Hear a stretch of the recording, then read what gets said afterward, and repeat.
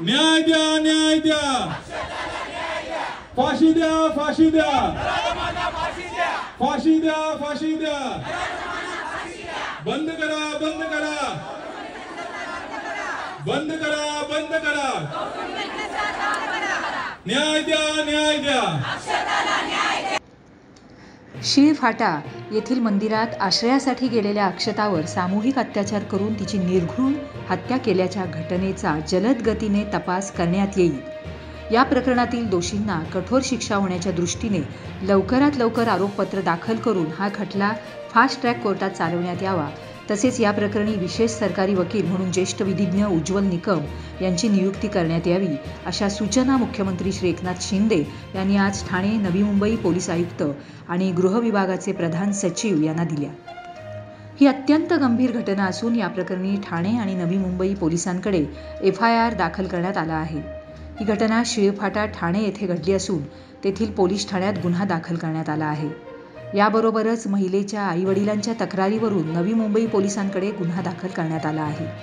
या प्रकरणाचा तपास चांगल्या पद्धतीने आणि जलद गतीने करण्यात यावा, अशा सूचना मुख्यमंत्री श्री एकनाथ शिंदे यांनी दिल्या आहेत। असे असताना देखील आज नवी मुंबईतून अक्षताला न्याय मिळण्यासाठी सर्वपक्षीय मोर्चा काढण्यात आला होता। या मोर्चातील लोकांच्या प्रतिक्रिया अतिशय हृदयद्रावक होत्या। लाडक्या बहिणीचे पैसे नको, पण लाडकी मुलगी वाचली पाहिजे, अशी प्रतिक्रिया देताना महिलांना गहिवरून आले। अनंत गोळेसह गणेश पाटील, प्रज्ञा जाधव, मी 24 तास, नवी मुंबई। आज रविवार आहे आणि तरीसुद्धा 3 टाकीपासून ते इथपर्यंत जवळपास नवी मुंबईतल्या प्रत्येक घरातला एक सदस्य आज या शांततेने पार पडलेल्या मोर्चात होता। प्रत्येक घरातून ही भावना आहे।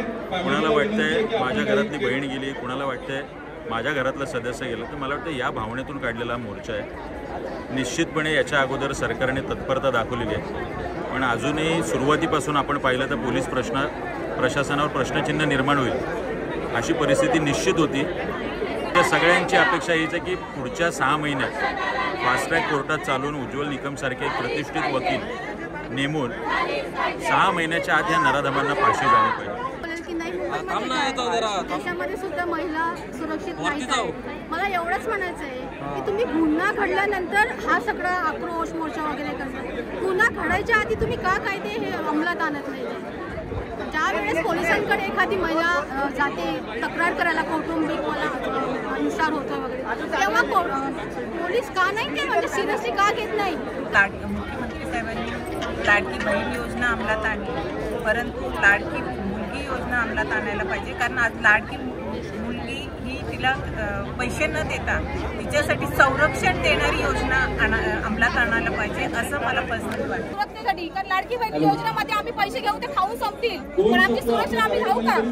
ते लाडकी बहीण योजनेचे पैसे नाही दिले तरी चालतील, पण लाडक्या बहिणींचे जरी रक्षण झालं पाहिजे। सरकारला मला एकच विनंती सांगायची आहे का तुम्ही लाडकी बहीण योजना चालू केले, ठीक आहे, तुम्ही आता 3000 रुपये आम्हाला एकदम देणार आहे, पण त्या 3000पेक्षा आमची सुरक्षा महत्वाची आहे। आज ज्या इथे बायका उभ्या आहेत, आज बायकांवरती सुद्धा अत्याचार होतोय, पोलीस नाही तर बायकांवर। आम्ही इथे कुठल्याही त्रासासाठी पहिली धावी देवाकडे घेत असतो आणि देवाच्या दारात जर का असं कृत्य होत असेल तर ते कदापि खपून घेतलं जाणार नाही, आणि तेच आज दाखवण्यासाठी आम्ही सगळे इथे जमलेलो होतो। ज्या नराधमांनी हे कृत्य केलेलं आहे त्यांना फासावर त्याच्यापेक्षाही कठोर शिक्षा असेल तर ती झाली पाहिजे।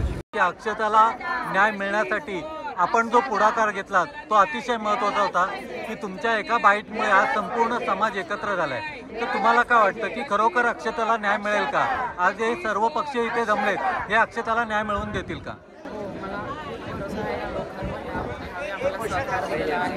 ही आपल्या आंदोलनाची सुरुवात आहे आणि आपल्या सगळ्यांच्या एकजुटीचा हा विजय आहे की सन्माननीय मुख्यमंत्र्यांनी त्या सूचना केलेल्या आहेत, आदेश केलेला आहे सरकारी वकील नेमण्याचं, ॲडव्होकेट उज्ज्वल निकम यांचं, त्याचबरोबर फास्ट ट्रॅक कोर्टाच्या सुद्धा सूचना त्यांनी केलेल्या आहेत। त्याबद्दल आपण अगस्त कुटुंबीय आणि आपल्या सगळ्यांच्या या सर्व गोष्टीचं जे काही जात आहे याला सर्वस्वी जबाबदार हे महाराष्ट्र सरकार आहे। कायदा सुव्यवस्था या ठिकाणी राहिलेली नाही।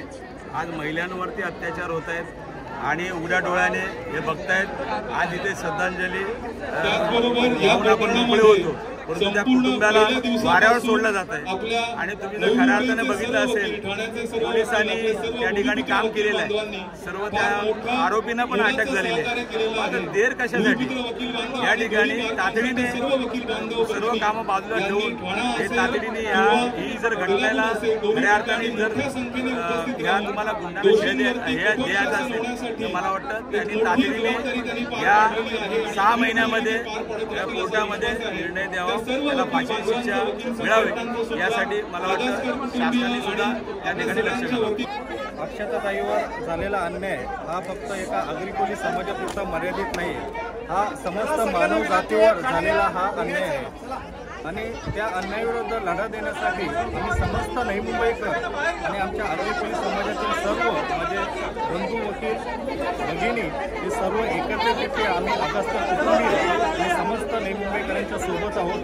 शेवटपर्यंत जोपर्यंत अक्षताताईच्या मारेकऱ्यांना शिक्षा होत नाही तोपर्यंत आम्ही सर्व सोबत आहोत।